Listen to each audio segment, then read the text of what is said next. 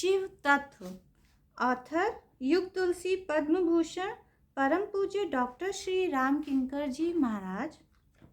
Shiv Tattva in Manas, Chapter 1, Unity in Diversity.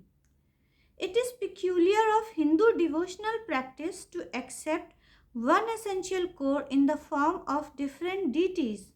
This practice appears very weird, outwardly difficult to be understood by foreign scholars. The results obtained by following this practice, even in India, seem to unfortunately support their beliefs. There were different divisions of people, each of whom had a different god. Each division compared their god to others' god, claimed his supremeness, fought and criticized each other. It is natural for many to develop distaste towards this practice. So, is Hindu devotional practice then a misleading, conservative, and irrational thing? Deeper analysis of Indian literature using our thinking faculty, it becomes evident that this devotional practice has a serious vision behind it. It has a great purpose in itself, even though most of the people did not understand its essence because of different reasons and satisfied their ego through this practice and made it a cause for conflict. Even then, there had been many great men from time to time who tried to bring forth the hidden unity in diversity and the essential purpose of diversity before the society. Goswamiji is one of such great men who did not support any particular sect but kept the universal form of worship before the society. In the contemporary circumstances, the Shaiv and Vaishnav conflict was very aggressive. Goswamiji tried to end that conflict by depicting both of them as same. But this effort is not only outwardly, it is also intrinsic and thought transforming. Critics, critics have appreciated this quality of Goswamiji many a times, but as a supporting evidence, the attempt has been to take the examples of only the external efforts made for this unity.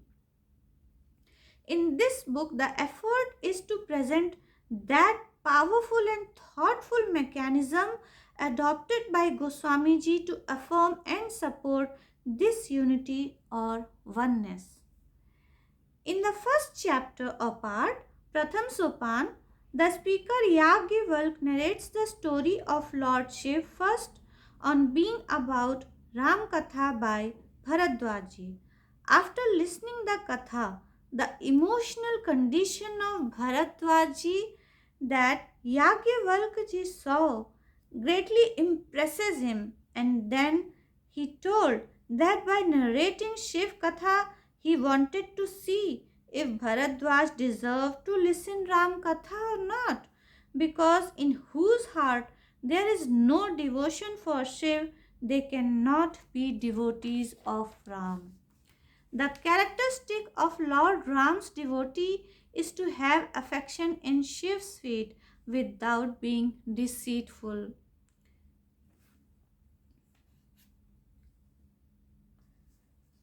Shiv पद कमल जिनहि रति नाही, राम ही ते सपनेहु न सुहाही। बिनु छल विश्वनाथ पद नेहु, राम भगत कर लक्षण एहु। प्रथम ही मैं कही शिव चरित, बूझा मरमु तुम्हार। च सेवक तुम राम के, रहित समस्त विकार। But the question arises, why this? What is the relation of one's devotion to others' devotion? If they both are one, then what is the need of difference in these two forms? Without any notion backed by thought, this effort of unity will be superimposed and ineffective. In spite of only one element being there in the root of the whole existence, they not only appear different but also in contradiction in the domain of expression. The question is, in what form should we accept that essence, whether in its expression or non expression? Accepting non expression is the attributeless, formless notion of God. But to understand non expressed is very difficult. It can only be presented as neti. Neti means not only this, but man does not get satisfaction from neti. Presentation of God in the form of neti is easier because anirvachniye or indescribable frees us from many questions. The God without a name or form is naturally out of bounds of our criticism. But a person is surrounded by so many questions as soon as he accepts God as expressed, because then he has to accept name, form, and action in him. God also becomes a character for criticism, but not accepting the indefinable as expressed may be convenient but not complete. If the manifestation of creation is possible from the unmanifested, then why can't he manifest himself?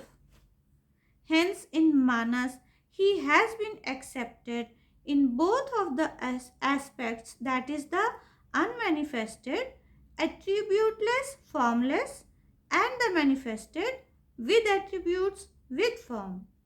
The question that arises after accepting him as manifested is, in what form does he express himself?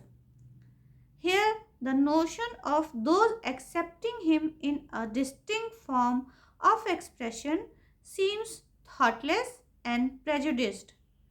If the unmanifested is manifested, then it is not possible to limit him that he takes upon just one form. The unmanifested can express himself in infinite forms. Hence, we can accept him in any form for worship.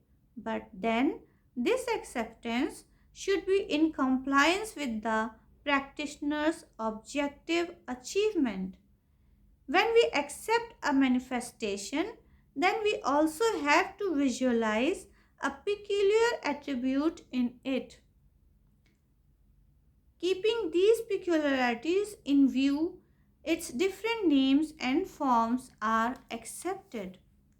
It can be basically divided into three parts in accordance with this creation, that is, the construction or initialization of the creation, its preservation, and its annihilation or destruction. All of the three are carried out by God only. Hence, he was accepted in three forms, that is, Brahma as the creator of the existence, Vishnu as the preserver, and Shiv as the destructor. One is a preserver and the other is the destructor. This acceptance creates conflict naturally. A Vishnu devotee would say, "My God is generous, gentle. He safeguards us. Hence, his worship is justified." Shiv devotee can say, "The one who has the power to destroy, that great controller of time, death, Mahakal, is actually the greatest. Hence, his worship is only justified." The thing that we give utmost importance to in our conscience, it is natural to worship that God who has that peculiar attribute. Still, God cannot be many. Hence, if it is said that he is the preserver and he is the destroyer too, then it will be clear that because of being carried out by the same preservation and destruction, though seem to be contradictory, are complementary to each other. Devotional practice accepts a spiritual path as per the human liking because then it becomes easy for a person to get absorbed in it. From this view, a seeker can choose a god with a distinct name and form to worship as his idol. But it cannot mean that you give respect to a person in a special guise and on changing only the get-up become his contradictor and start attacking him. This is the peak of irrationality.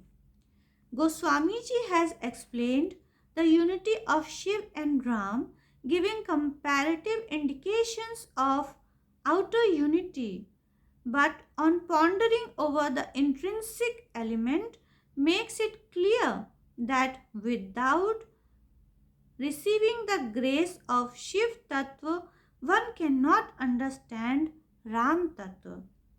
When I use the word Tattva, it does not imply a get-up of a person, a get-up or a person. Similarly, Lord Shiva's external form is just his get-up. To please someone the way is not worshipping his outer form only, but to act as per his liking or inclination. Unfortunately, in general community of people, idol worship simply means to worship an idol or a portrait. It is necessary to worship that deity's intrinsic form along with the outer form.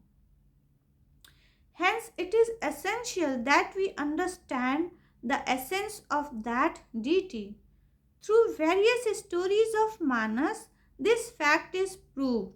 For example, without devotion towards Shankar, devotion for Lord Ram is not possible. This view has been repeatedly explained in Manas, which is being announced by Lord Ram before the people of Ayodhya insistingly. औरौ एक गुपुत मत सबहि कहूँ कर जोरी शंकर भजन बिना नर भगति न पावई मोरी. But there seem to be some inconsistencies with this principle. Lakshman and Ravan's characters seem to be in opposition with this principle. Portraying Lakshman as Shiv's devotee is hard. Rarely does he take the name of Shiv, that too in a form of challenging him. जो सहाय कर शंकर आई तो मारऊ run Ram दुहाई. जो सत शंकर करहि सहाय तदपि हतऊ रघुबीर दुहाई. On the other hand, Ravan is a Shiv devotee. He is a daily worshipper of Shiv and also the one who offers his head to Rudra. But Lakshman is dear to Ram and Ravan is Ram's opponent. Why?